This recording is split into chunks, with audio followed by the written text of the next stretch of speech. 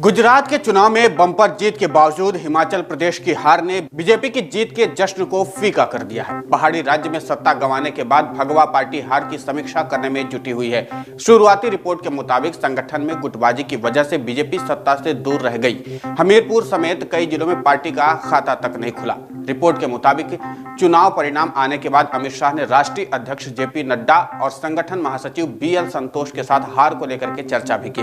केंद्र में मजबूत सरकार होने के बावजूद राज्यों में आंतरिक गुटबाजी ने पार्टी हाईकमान की टेंशन अब बढ़ा दी है। बीजेपी समय रहते अगर पार्टी गुटबाजी को नहीं रोक पाती है तो अगले साल कई चुनाव में पार्टी को शिकस्त का सामना करना पड़ सकता है। आइए आज जानते हैं कि किन किन राज्यों में पार्टी के भीतर गुटबाजी हावी है और उसकी वजह से बीजेपी को हार का सामना करना पड़ सकता है।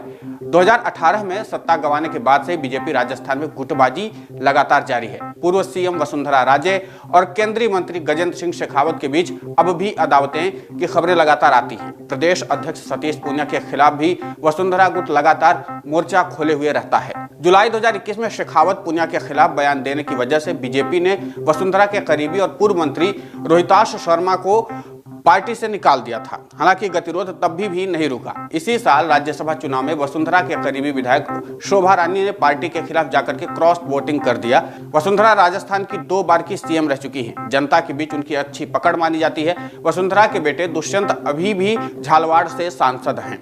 राजस्थान में चुनाव के अब 1 साल ही बचे हुए हैं और उससे भी कम का समय बचा हुआ। ऐसे में अब वहां गुटबाजी जारी रही तो पार्टी को भारी नुकसान उठाना पड़ सकता है। राजस्थान की तरह ही कर्नाटक में भी पार्टी के भीतर गुटबाजी चरम पर है। यहां पर पूर्व सीएम येदियुरप्पा और वर्तमान सीएम बीएस बोम्मई गुट आमने सामने है।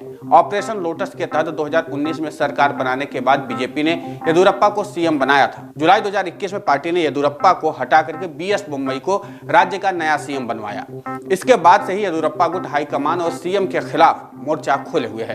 पिछले महीने डैमेज कंट्रोल करने के लिए पार्टी ने येदियुरप्पा को केंद्रीय पार्लियामेंट्री बोर्ड का सदस्य भी नियुक्त किया था। कर्नाटक में फरवरी 2023 में चुनाव होने हैं। ऐसे में अगर येदियुरप्पा को नहीं साधा गया तो पार्टी के हाथ से कर्नाटक की सत्ता निकल जाएगी। येदियुरप्पा जिस लिंगायत समुदाय से आते हैं, कर्नाटक में उनकी आबादी करीब 18% है।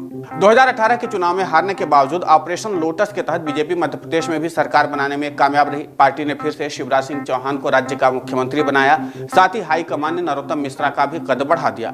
नरोत्तम के कद बढ़ने के साथ ही शिवराज के खेमे को कुर्सी जाने का डर सताने लगा। इसके बाद से ही एमपी में दोनों गुट एक दूसरे के खिलाफ हैं।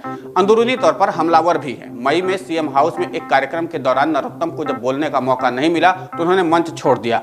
नरोत्तम शिवराज गुट के अलावा कांग्रेस से आए सिंधिया गुट भी पार्टी के भीतर हावी है। टिकट से लेकर के पोर्टफोलियो बंटवारे तक में सिंधिया गुट की सक्रियता कई बार पार्टी के लिए परेशानी खड़ी करती रही है। एमपी में भी चुनाव के 1 साल से कम का वक्त बचा हुआ है। ऐसे में अगर वहां गुटबाजी जारी रही तो पार्टी को भारी नुकसान उठाना पड़ सकता है। वहीं पश्चिम बंगाल में पांव जमाने में जुटी बीजेपी को वहां भी गुटबाजी का सामना करना पड़ रहा है। पूर्व अध्यक्ष दिलीप घोष और वर्तमान प्रदेश अध्यक्ष सुकांत मजुमदार गुट आमने सामने हैं। दोनों गुटों की लड़ाई को देखते हुए बीजेपी हाईकमान ने मार्च 2022 में लेटर जारी किया था, जिसमें दिलीप घोष को सार्वजनिक तौर पर बयान नहीं देने के लिए कहा गया था।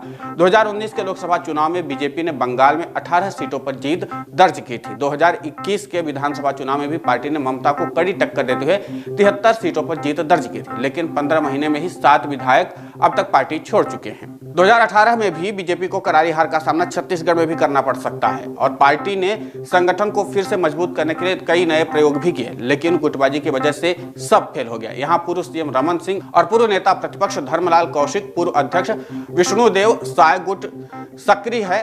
गुटबाजी को देखते हुए बीजेपी ने इस साल की शुरुआत में छत्तीसगढ़ में बड़ी सर्जरी की थी। प्रदेश प्रभारी से लेकर के अध्यक्ष और नेता प्रतिपक्ष तक को हटाया गया था, लेकिन पार्टी के परफॉर्मेंस पर इसका असर नहीं दिख रहा है। छत्तीसगढ़ में भी अगले साल चुनाव होने हैं। ऐसे में अगर पार्टी के भीतर गुटबाजी जारी रहती है तो भूपेश बघेल को टक्कर देना मुश्किल हो जाएगा। 2023 में कर्नाटक, मध्य प्रदेश, राजस्थान, छत्तीसगढ़ और विधानसभा का चुनाव होना है। इनमें कर्नाटक और मध्य प्रदेश में बीजेपी की सरकार अभी भी है, जबकि छत्तीसगढ़ और राजस्थान में पार्टी विपक्ष की भूमिका में है। मिशन 2024 2024 में जुटी बीजेपी के लिए जहां 2 राज्यों में सरकार बचाने की चुनौती है, वहीं 2 राज्यों में चुनाव में जीत दर्ज करने की भी चुनौती है। जिन 5 राज्यों में बीजेपी के भीतर गुटबाजी सबसे ज्यादा हावी है, उन राज्यों में लोकसभा की कुल सीटें 135 है। 2019 के चुनाव में बीजेपी ने 135 में से 97 सीटों पर दर्ज की थी।